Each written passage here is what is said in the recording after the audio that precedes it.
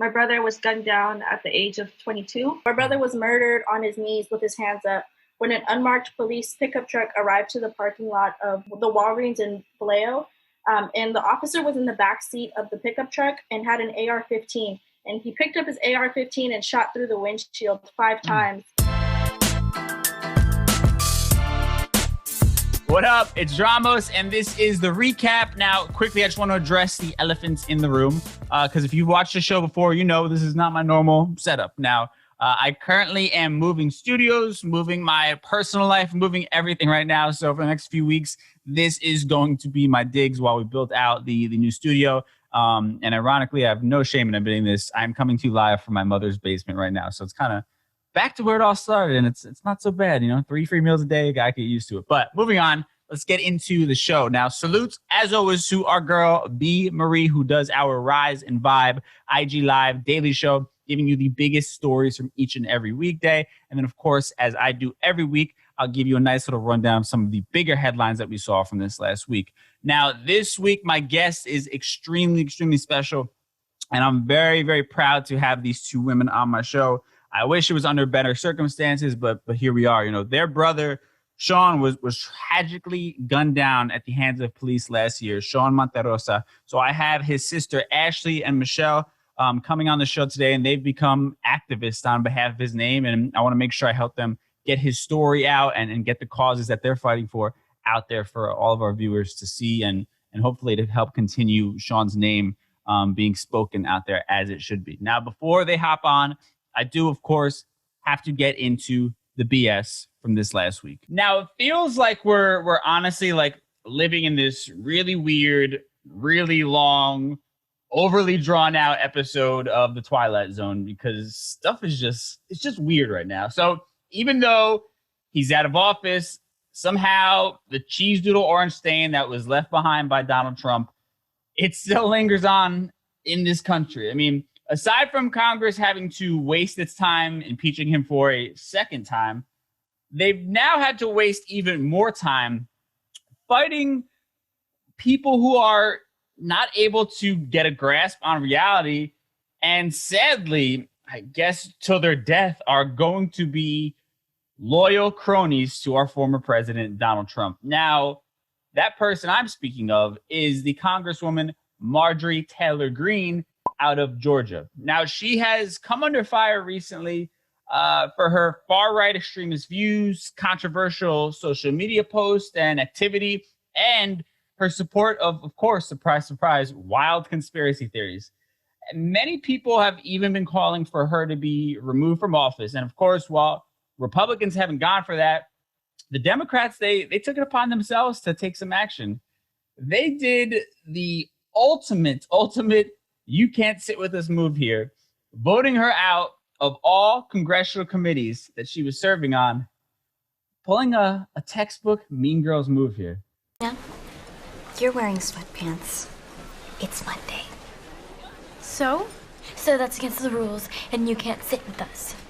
Whatever. You can't sit with us!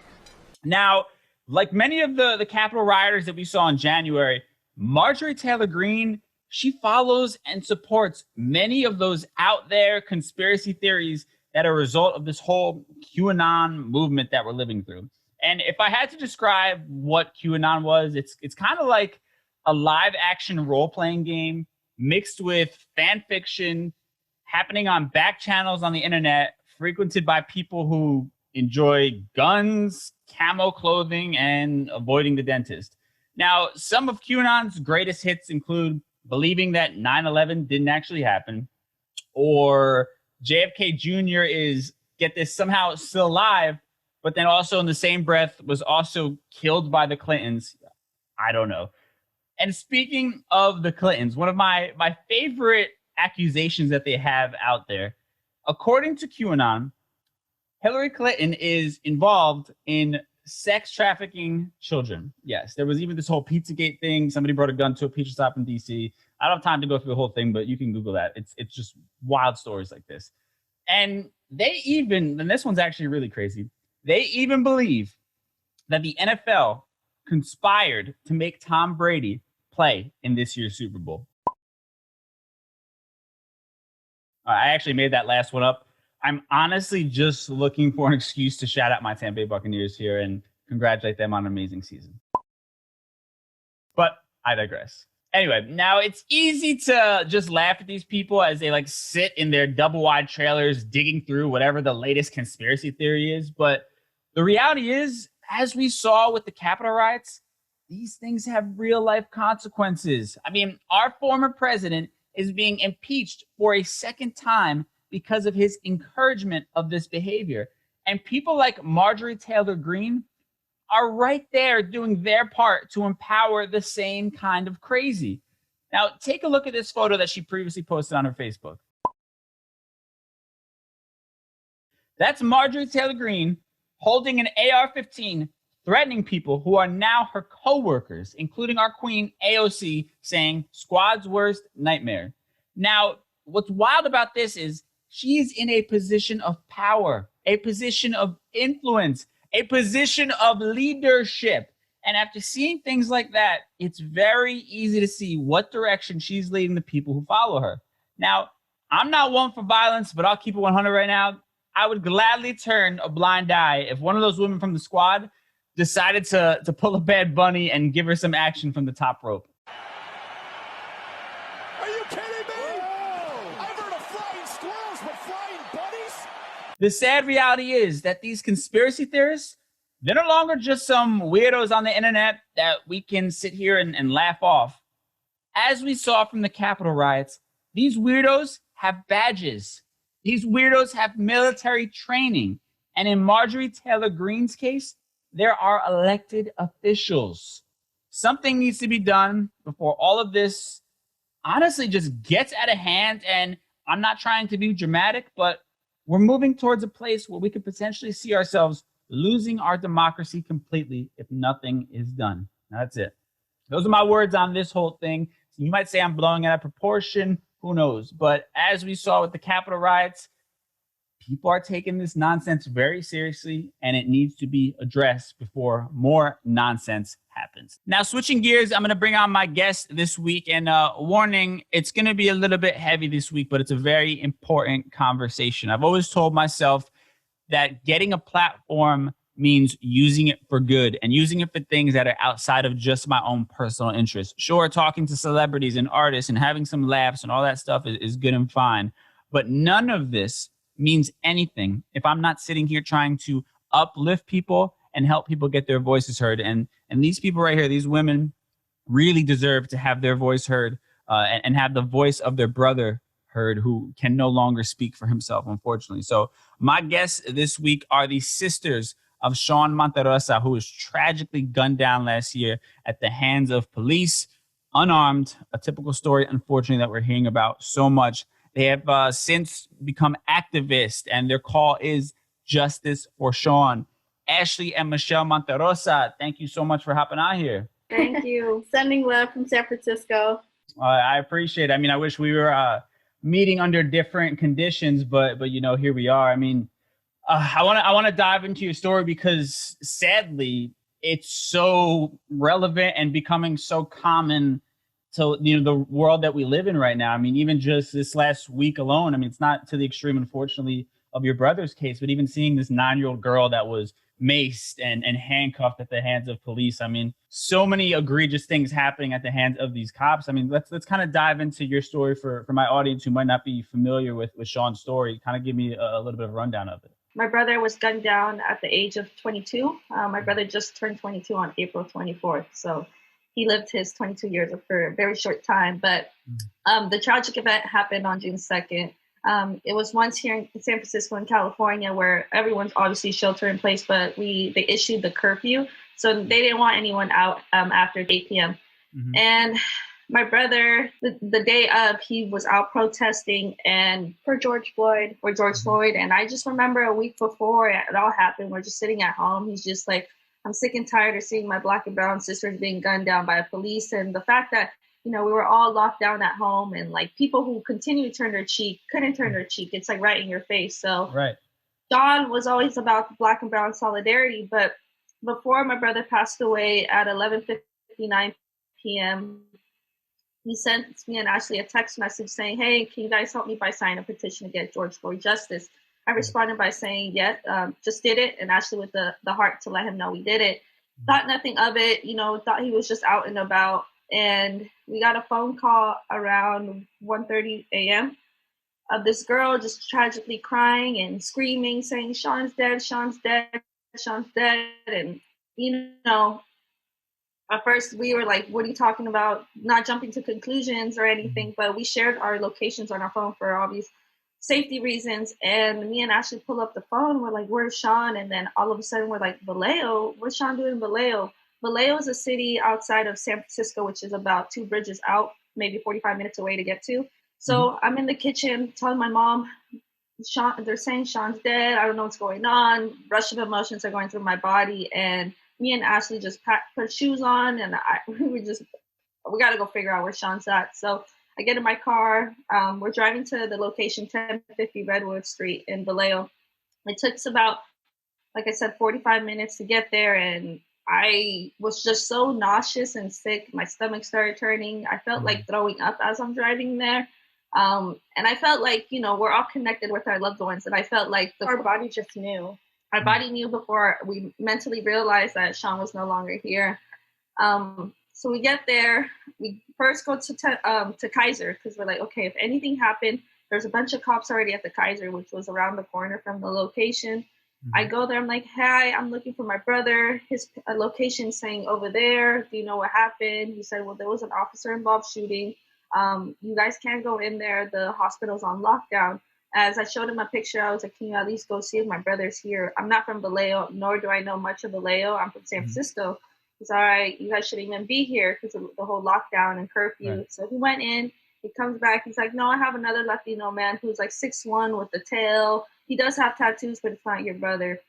He said, "If you go to 1050 Redwood Street, the Walgreens, you'll probably get more answers." So me and Ashley go to this location. There's caution tape everywhere. The officers didn't want to give us any answers. Of course, they never do. Right. And I'm with my picture of my brother, and Ashley has the location on her phone. And the officer's like, "I'm sorry, you guys can't be here. If you want answers, go to the police station." And the police station was closed. And this officer sent us to the police station knowing that it was closed, but just sent us on a wild goose hunt trying to get information. So we were on a wild goose hunt from like 2 a.m. to 5:30, just running back and forth from the police station, the crime scene, and 2 hospitals. We went to Kaiser. They said Sean wasn't there, so we went to Sutter Hospital, which is like 10 minutes out. And the security at the hospital at Sutter said there's no one there. That's just a hospital for cancer patients. But luckily, the security had been listening to the police scanner all night and said, "Well, if you ladies are looking for your brother and his location is pinged there," he said, "honestly, just pray because what you're thinking might be a reality that he's indeed gone." And in that moment, when the security guard told us that, more of the rush of emotions coming through our body. And of course, me and Ashley go back to the scene once more, and it's already maybe 4:30 in the morning. We come a different angle from the whole location, and the 2 officers, they came from another county over to say they needed help in Vallejo. So we go there. As we approach them, they are playing with the AR-15, just, pointing at each other and whatnot. So they were kind of stumbled when we approached them. They're like, "You guys need some help?" We're like, "Yeah, my brother's location is right here. What's going on? I can't find him. Like, I'm not from here. I'm from San Francisco. Can you give me some answers?" Says, "Okay, let me go talk to the detectives." One leaves, and then before he leaves, he's telling the other guy, like, "Hey, put the gun away. Put the gun away. Put it in the car." Like, me and Ashley over here are gonna really grab the gun and do something. And he comes back. He says, "Well, there's a bunch of phones there. Your brother," and we're like, "Well, it's a black phone with a black case. Like, there's a bunch of phones like that. I can't identify it." Wow. But in the moment, they knew Sean was alone. They knew they murdered my brother instantly. And at what point did you actually find out that, because you're talking hours at this point, right? Where you guys are asking questions, running around. So when was it that you were able to get some confirmation? We didn't know until 72 hours after, when there was a police report on ABC7. We didn't know. They just said a 22-year-old young man was gunned down by Vallejo police officer. But they didn't release no name. We still couldn't contact Sean's phone number. Wow. No one knew. And so they didn't contact you first. The news is how you found out. So Wow. that same officer told me about the phone thing. He was like, well, he may have been arrested. Go ahead and check cellmate locate indicator. You might find your brother in the system. So me and Ashley woke up at 8 a.m. The next day, I'm looking Solano County, any county, you know, and nothing with my brother's name. So that's when like hours started going by, and we were just like, all right, last resort is to call the coroner's office. So I called the coroner's office of Solano County, and I said, hey, I'm looking for my brother, just seeing if he's there, and I gave a description, and I gave his birth date. And we were driving across the Bay Bridge going towards Vallejo again to see if we can even identify the body. But during COVID, you can't do that. And I gave her the birth date, and she said, he's here. So that's when we knew that our brother was there. And we were so confused, and it wasn't until later on that there was another news report that gave more insight on it. And later on after that was when we got contacted. Luckily, Michelle's friend's mom is an attorney, and she's well connected with John Burris, who's represented Rodney King and Oscar Grant here in the Bay Area. That luckily he was able to go to the press conference that day and get more details on how our brother was murdered.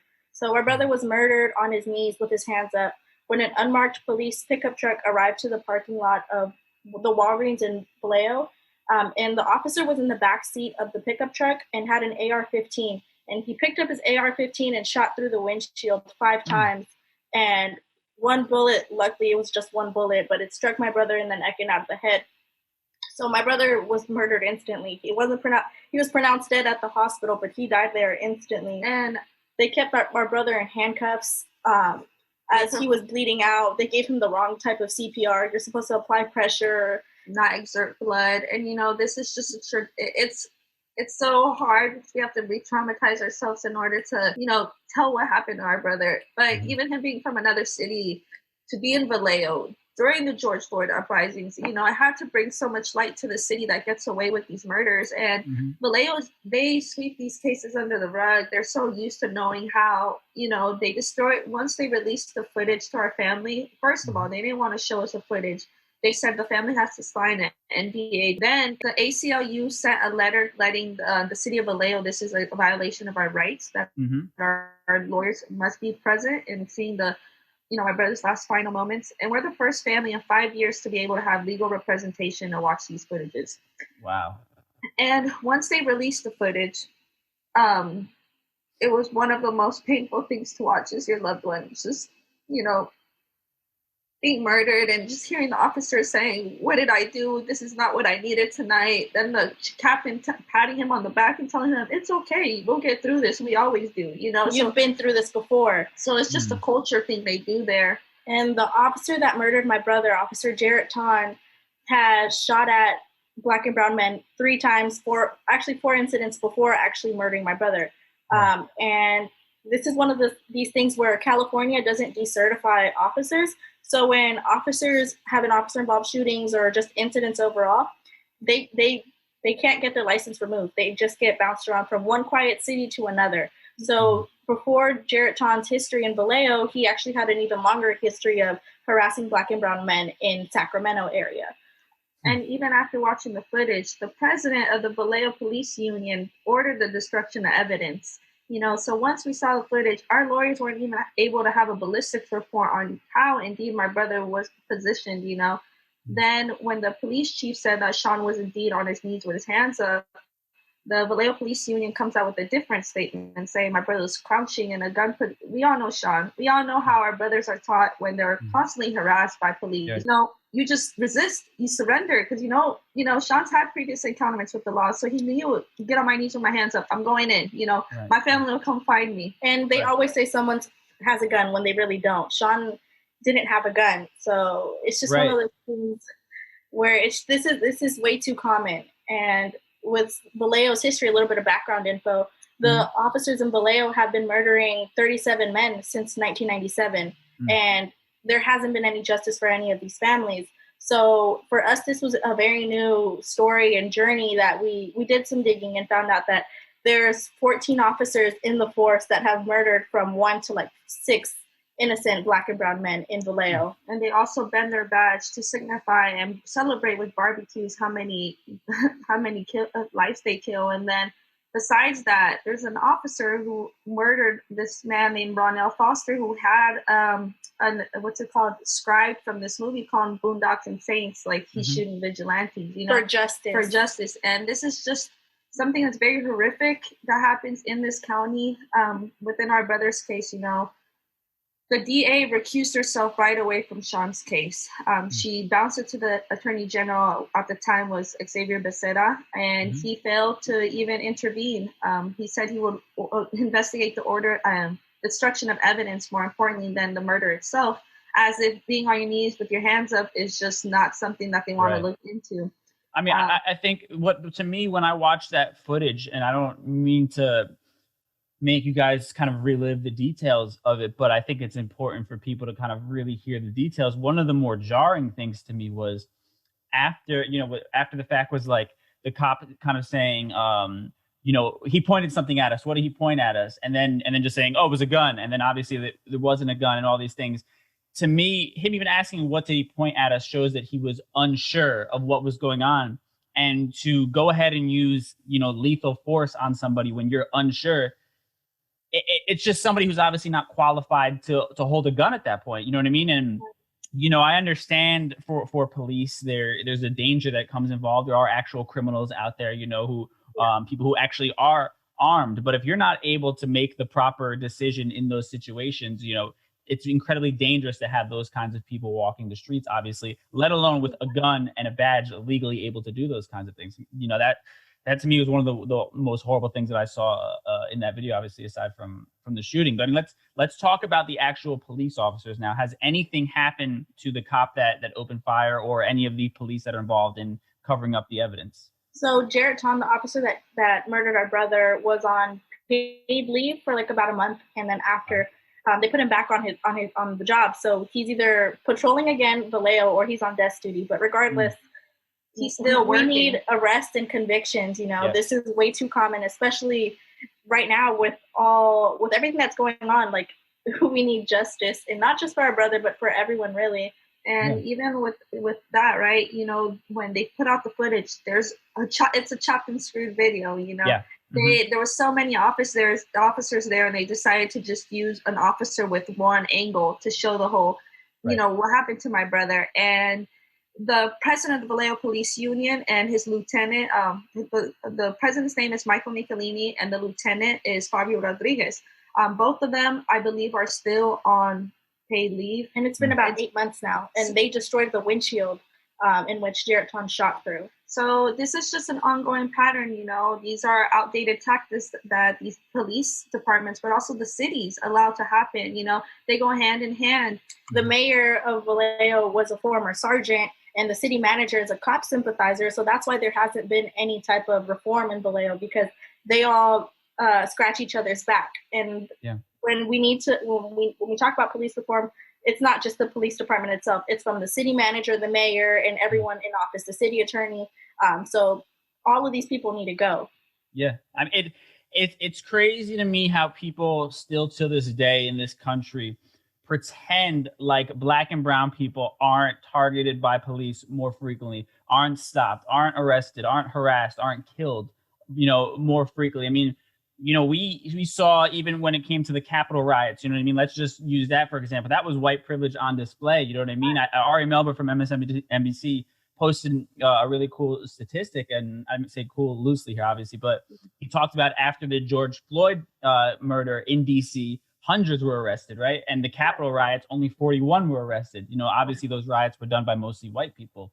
And it's just wild to think that people still try and pretend like this isn't a real issue, And this is like you said, it's an ongoing issue. This is something that here in America, it still bleeds, and it's deeply rooted, and people continue to turn their cheek and be like, for us right here in the Bay Area, there's so many people who go out, have Black Lives Matter on their houses and stuff. But they just put Black Lives Matter so their houses don't get robbed. It's one of these things where we're done with performance art, activism, and even politicians, right? And going back to what happened at the Capitol, it was such a traumatic day for us too, because we're like, our brother didn't even get a chance, but these people did. And it's just one of these things where it was sickening. And like you said, just the mistreatment that Black and brown people have versus white privilege. And it's a real thing. And people, have gotten on us and they're like, you can't use that word. I'm like, well, check your white fragility, because at the end of the day, it's a real issue. It failed to, believe it or not,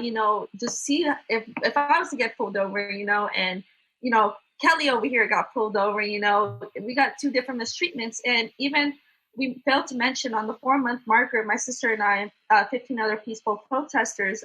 We pulled up to the governor's home in Sacramento. So we pulled up to Governor Gavin Newsom's home, demanding for justice. It was 4 months. We hadn't had a formal investigation. The DA had recused herself, and the Attorney General wasn't doing anything either. So we're just left in, families are just left like, what do we do, right? So we went to his house. We're demanding justice. But here we get arrested. He welcomed us with 80 plus officers at his home by CHP. They booked us into the jails. They suited us up. They wanted us to post cash bail.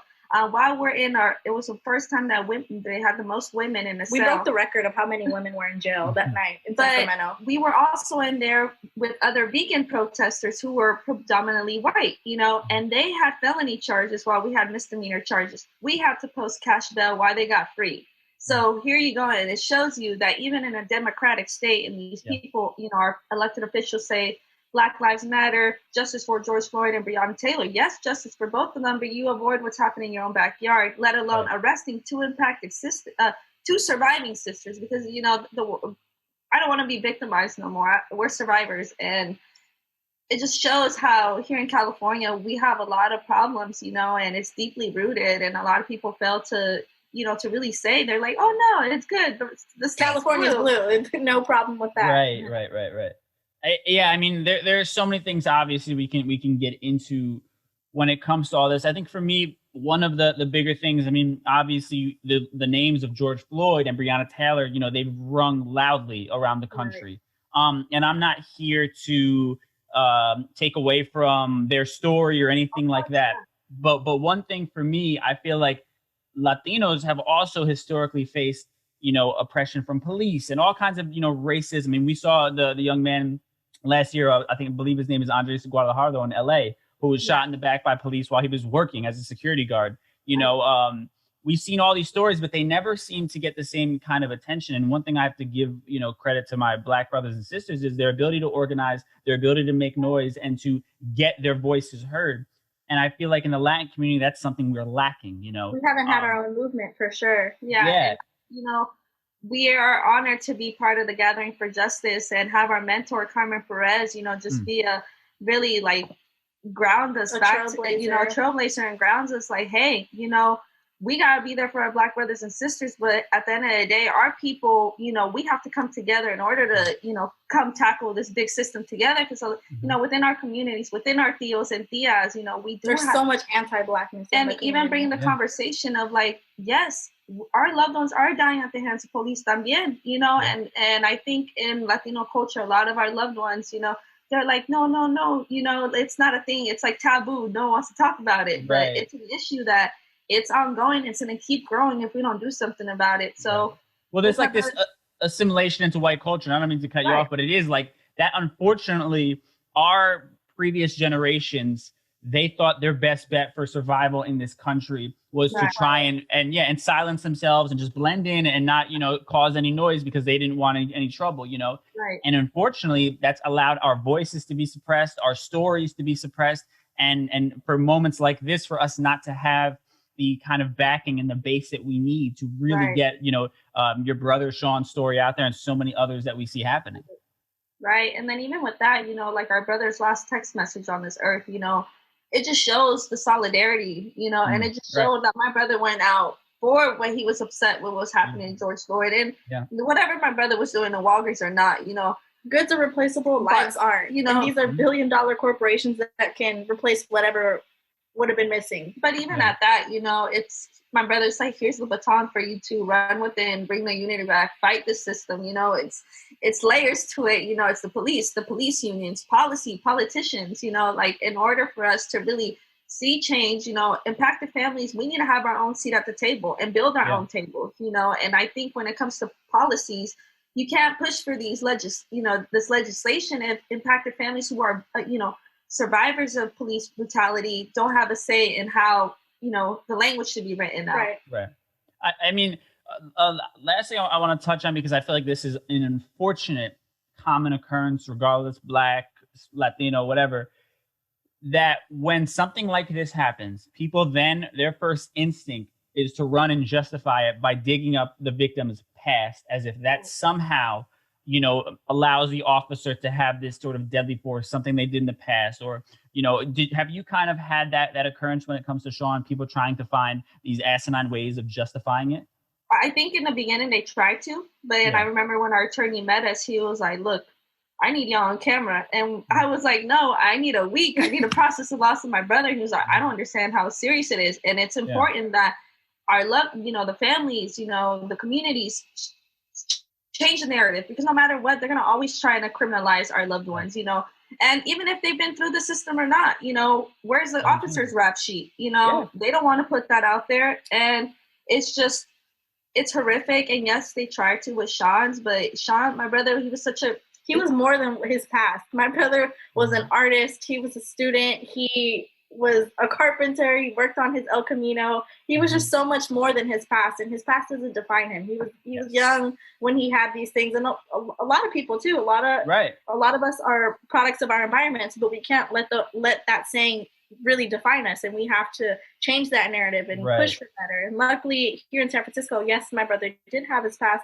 but there were so many nonprofit youth organizations that really helped him and really guided him to be the man he was supposed to be. And unfortunately, he was robbed from that. And it's crazy because Sean always told me and Ashley, y'all ain't taking advantage of resources. Y'all gotta go out there, and it's one of these things where I think that's what media fails to do sometimes too, is that they forget to humanize our loved ones. Yeah. It's always about what happened on June 2nd, the officer involved shooting, but they never want to dig deeper and find out who really was this person and how this officer took away such a living soul that could have brought more change to the world somehow, or even for our family. At 22, which, I want to make sure people understand how young that is, how much more life, Sean had to live. And again, I mean, even criminals deserve their day in court. That's what makes this country, right? So even somebody, not your brother, but in the case of somebody being caught doing something illegal, whatever the case may be, they're supposed to be taken for their day in court and to serve their time if that's the proper punishment. They're not supposed to be murdered for no reason, when they're not actually posing a real threat, regardless of what they were doing to get pulled over or to get arrested. And I think that's the point that we need to be driving home. Exactly. And that's everything you said right there, right? Even Sean knew what to do. He's like, all right, I'm going down. Let me get on my knees with my hands up. He already knew.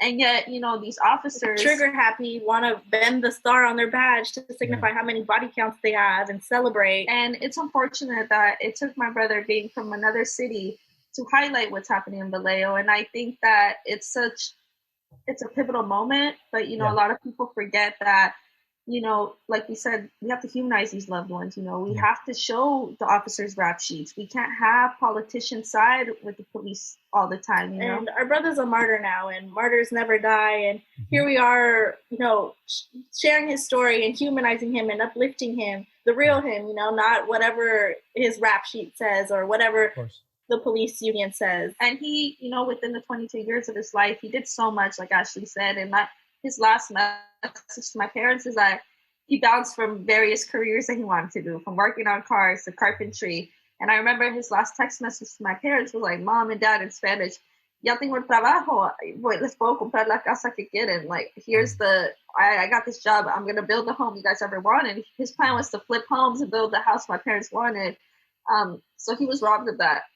And that's the reality of, being first gen. We always want to break these generational curses and provide for our family. And our brother couldn't do that. But here we are doing what we can to make that eventually a reality for our parents. Absolutely. Well, I mean, I appreciate you guys, man, sharing that story. I know it's painful to have to keep reliving these things, but it's important for people to hear these messages and understand what is going on, and for us to keep these names, Sean Monterrosa being spoken out there, in the public. So what can people do? Are there any actionable steps people can do to get involved in your movement, or movements that you're participating in that you think people need to be checking out to help out? Yeah, so we do have an Instagram page for Sean. It's called Justice for Sean underscore. There we have a link tree where you can still sign petitions, donate. We do have a knowledge up library for my brother because he was all about knowledging up. So what goal we want to do is put him in underserved communities because we don't even have those little little libraries where kids can walk through these underserved, disenfranchised communities and get a free book and actually knowledge up. But the books we want to put out there are all we have is like social justice, to just from the early ages of baby. Like there's we have an A's for activists for like 2-year-olds up until like college. Beautiful. So even with that, right? But next call to actions, we're actually planning some right now. We have the Gathering for Justice helping us, also Grassroots Law Project. So right now here in California, it's very important on the new AG appointment. It's really going to it's going to show whether the new AG is actually going to prosecute officers and officer-involved shootings. My brother's case was bound to the AG's office as the local DA does not want to take the case. So that's kind of what our next call to action. Also, my brother's birthday is going to come up on April 24th and his 1-year anniversary on the day my brother was murdered. So within those 2 dates, we're still mapping out a blueprint for the year, but one day we did start a celebration for my brother after he was buried. It's called Toucan's Day, where we shut down our whole block and we had 600 folks come out COVID safely, COVID conscious. We had 600 folks pull up, and we had art, we had artists performing, and it was just a day to really celebrate and uplift our brother's life. And he was a writer, he loved to write and draw and paint. So his nickname was Toucan.